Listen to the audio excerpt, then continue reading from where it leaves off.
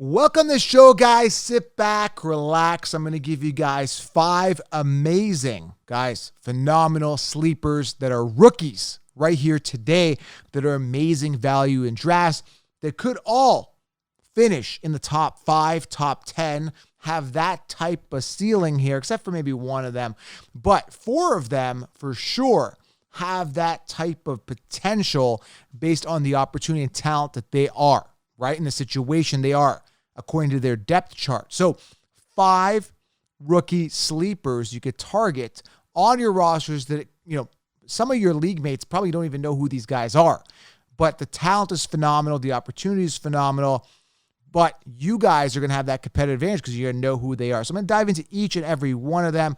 But without further ado, guys, I got to plug something that I believe in, which is my 16-round draft solution. Now, if you use code TUBE20 right now, save yourself 20% and get in, guys. If you don't know what 16 rounds is, experience it for the first time. It's the first ever and only video training. I genuinely put everything I've got into it, okay? So get it, guys. A video training, all the optimal players to draft, sleepers, breakouts, where to get these rookies, exactly which draft to get them, which round to get them in your drafts. I do mock drafts for you, walk and hold your hand. It's like having me at the draft with you. Now, I live and breathe fantasy football, so you're going to have a massive advantage over your competition. I remember back in the day when I used to play fantasy football, I was really obsessed with it before I got into the analysis part. And my league mates, they were diehard football fans, okay? They knew football really well. And in came the draft. I'd be looking at this probably in April, May, and they were like, we don't look at fantasy stats till like August, right? A week before the draft.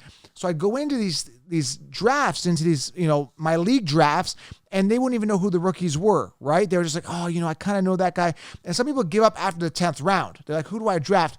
With 16 rounds, you have tons of depth, tons of, value, basically figuring out where the rookies are. You're going to have all of that laid out in front of you guys. Get the 16-round draft solution. It'll put you light years ahead of the competition, guys. This thing works. Okay, get it below or head on over to thefantasyfootballcouncil.com. I cannot emphasize enough how much effort I put into the 16-round draft solution, all right? If you're new to the channel, make sure you guys subscribe. This is Outside of the Box Thinking. Thumbs up, and in the comments below, let me know which rookie you like. Want to make this interactive. Love to get your feedback. Want to know who you believe in this year at the rookie, as a rookie, okay? All right, first guy here, first rookie that I like as a sleeper. This one I want to get out of the way, not as exciting off the bat. But Kenny Pickett. Now you're like, oh, Kenny Pickett, Joe. Well, Mitch Trubisky's going to start over him, this and that. Very possible. There's very possible that Kenny Pickett doesn't even start this year at all if Trubisky does well. It's very possible that Pickett maybe starts midseason, right? But if you're in a 2-quarterback league, or if you're in a quarterback league and you want a good backup or two, Pickett could be it. Now, why do I like him so much? Because of all of the quarterbacks coming out of this 2022 draft, he is by far one of, if not the most talented, right? Most polished. Now, I watched tape on him. Really good pocket presence. Really good awareness. Elusive. Can run. Quick feet. That's something they never had. The Steelers never had with Big Ben. I like the opportunity for him, not to mention the talent, right, on the Steelers right now. A ton of talent, right, from Claypool to Najee to Deontay and so on. I really like the opportunity with Kenny Pickett this year. And the fact that, resistance, there isn't much there. It's Mitch Trubisky. So, again, am I as excited about this guy as the next 4 guys? No, but keep him on your radar as a guy that could be a sleeper, especially in deeper leagues where you need a quarterback. You need that 3rd quarterback in a 2-quarterback league. You always, guys, as a rule, in a 2-quarterback league, always have 3 quarterbacks, okay? In a 1-quarterback league, always have 2 quarterbacks. Again, keep an eye on Pickett, right? Could be a sleeper, could break out, the talent around him, talent within him. I'm excited, okay? Now it gets more exciting. So pull up a chair. Let's dive into the next 4 names here that I'm really excited about. Again, I explained in 16 rounds more sleepers that I like, and of course, where to get these guys and what else to do. Do you get their counterparts as well? For example, the 4th guy here, he's a wide receiver. Do you get the guy ahead of him, right? Which we'll explain in a second, okay? But number 2 here, so we talked about Kenny Pickett as a sleeper, but again, he's got some barriers to get through. The next guy, he's got a small barrier, but not too much. Tyler Algiere. Okay, let's talk about him. Now, the only competition there in Atlanta, if you guys don't know who Tyler Algiere is, go Google him, right? I'm not going to dive too much into their college stats or, into their physical ability too much. I'm just going to tell you that they're in a good position to succeed. The only competition Tyler Algiere has is Cordarrelle Patterson, who is pretty much a wide receiver. Now, Patterson can get it done. The running game can get those rushing touchdowns. And there's a suspect situation there with quarterback in regards to who's starting there, Mariota. But listen, the main thing you got to know about Tyler Algiere is that Mike Davis is gone, and he has an opportunity to slide in and be the starting potential 3 workhorse down running back, okay? Is he phenomenal? I mean, looking at tape on him, he looks really good. But what I like here, guys, is the value, okay? Again, there's no one there. It's not like he's entering a committee with Nick Chubb and Kareem Hunt ahead of him, right? He is in a situation where Cordarrelle Patterson is pretty much the only running back there. They shipped off Davis. Algiere is built to be a workhorse running back, okay? So when you look at him, you're like, you know what? He's 65 amongst running backs in the rankings. Okay. So when you look at running backs, he is ranked, I'm looking at them right now. He's actually sitting 65 amongst running backs on the Concheapsis rankings. Okay. Other than the Falcons think, there's articles saying that he could be, getting a lot of workload there. He looks good. They're doing rookie minicamp. I haven't heard too much out of rookie minicamp here. All I'm looking at right now is opportunity and value. And he's got it. So he really sticks out to me as a sleeper you can get later. Tyler Algiere, just stash him on your rosters. It's not going to hurt you guys. He could be the workhorse running back there. Not much competition. All right, coming to number 3 here, Christian Watson, guys. I cannot express to you how excited I am about him. Now, he was the 3rd pick for the Packers, right? They didn't go wide receiver first overall because wide receivers went off pretty early. I think 6 went off pretty early in the first round of the NFL draft for 2022. Then Watson was picked as the 3rd pick by the Packers. Listen, I've watched tape on this guy. He looks good. Coming down with the ball strong. Speed, creating amazing, good separation between defenders, right? Between his defender. And the thing about it is there's 169 freed up targets now gone, guys, with Davante Adams gone. Okay, so you ask yourself, well, Adams is gone, but this guy is not Davante Adams, and I get it. I'm not expecting you to draft this guy in the first round. That's not what we're saying here.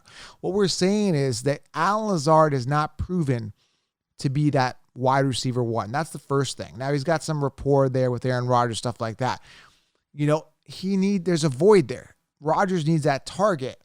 And based on the fact that the Packers picked this guy as their first wide receiver, right? They got him as soon as they can. I think they got him in the 2nd round. The fact that they need a void there. There's all those targets to be had. I'm all over Christian Watson. And again, the value, guys, he's sitting 58th amongst wide receivers. So you could literally stash this guy later after like the 10th round. Now, more people, as that we get closer to the season, you're going to hear training camps. You're going to hear him and Rodgers connecting. His ADP is naturally going to increase. So I find that I do well the earlier I draft because everybody's sleeping on guys like this. Just like last year, everybody was sleeping on Najee Harris. I was getting him in like the 3rd round. Then as we got closer to the season, everyone's like, oh, Najee. The hype built up. Then he still was outside the top 10 on the consensus rankings, but he was a little bit higher coming off earlier 2nd round. So guy like Christian Watson, you just stash him. This guy that could really, really break out. He's a rookie sleeper. And I'm telling you guys, there has to be, someone's got to catch the ball. Now, they did also draft Romeo Doubs. I don't know if Dobbs or either Watson's going to be the person. Watson does look a little bit better, and he was drafted earlier. So you're only going to assume that Watson's going to be the guy. Okay, so another rookie sleeper for you. Phenomenal talent, okay? Potentially. And he's got Aaron Rodgers throwing the ball. So I look at opportunity. Is there a void for volume? Yes. Okay, was he drafted relatively early? Yes. Is Rodgers a good quarterback? Unless you hate the Packers, I'm going to say yes. So there's a lot of good things. Is he value in drafts? Christian Watson, is he coming off in the 1st round? No. Is he coming off in the 2nd round? No. 3rd, 4th, 5th, 6th? No.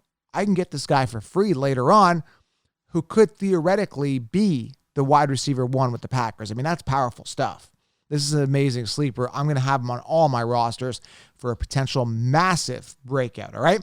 Coming at number 4 here, this guy is sitting 99th amongst the consensus on the consensus rankings, okay?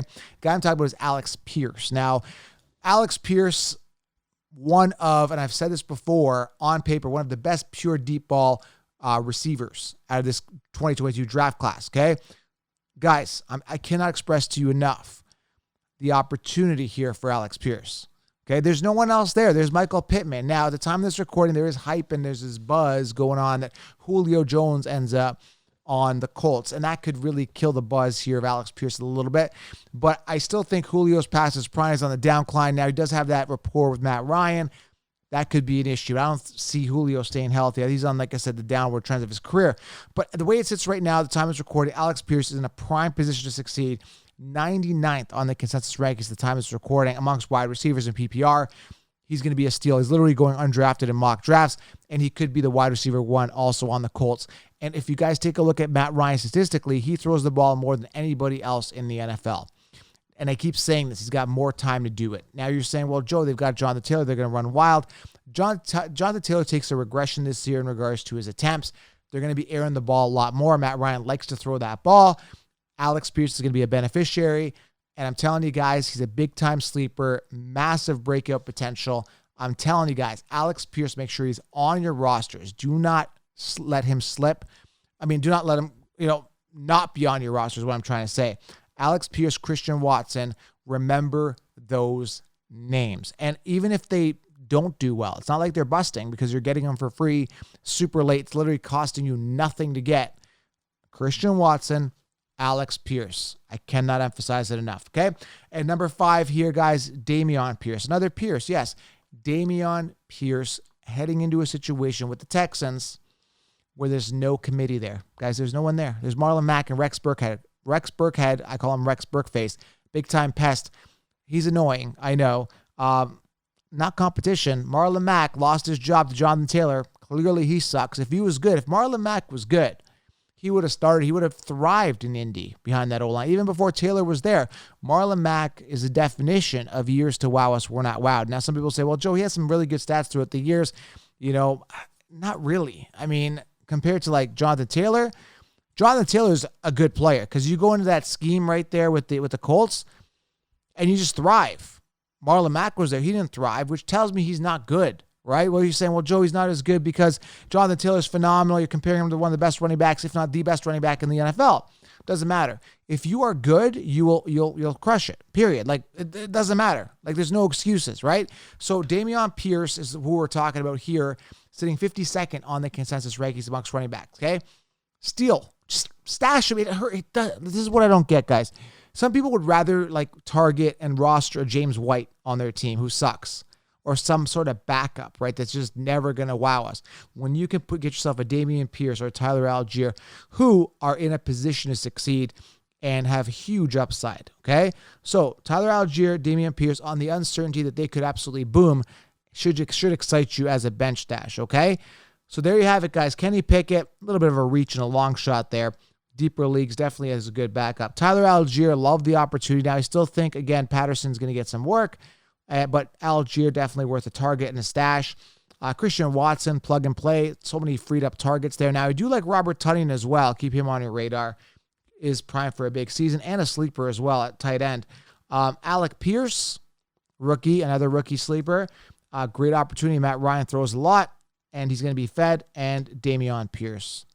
Texans, no other running back there. I don't know what to tell you guys. Marlon Mack sucks. All right, so there you have it, guys. There's some Fantasy Football Sleepers 22 for you guys. Make sure you guys are subscribed to the channel and get the 16-round draft solution if this is making sense, right? Because what the mainstream will do is they'll just get a magazine and they'll say, hey, guys, draft these guys in this order. And then when you're going through your draft, ADP will just have these guys come up, and these guys will be below. But really, these guys could finish top 10, top 15, okay? So think outside the box. If you like this mentality, click subscribe, comment below. Let me know. Who do you guys think is a sleeper for you? Who's going to really break out, have a good season? Comment below. And, of course, guys, get the 16-round draft so you should subscribe. And I'm going to keep the content coming for you guys, okay? Appreciate you guys being here. Thank you. We'll talk soon.